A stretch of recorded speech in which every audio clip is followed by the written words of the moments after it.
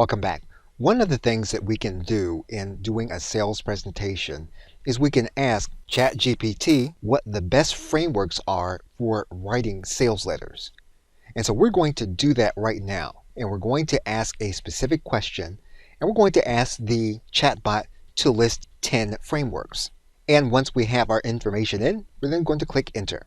Once you have your frameworks, one of the things that you can do based on the information that you already have in your conversation with ChatGPT is to ask the chatbot to use it as a context.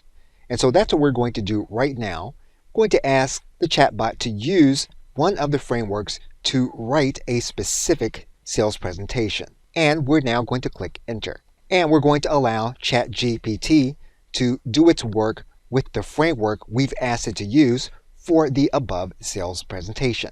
So once the process is complete, you're going to go through each framework and you're going to determine which of the frameworks you like best in order to work with. Now, in order to go forward, once we've chosen a framework, we're going to work with that framework in detail. Now, for some elements of a sales presentation, we're actually going to use other frameworks, and now that we have them listed in this conversation, we will then be able to use them.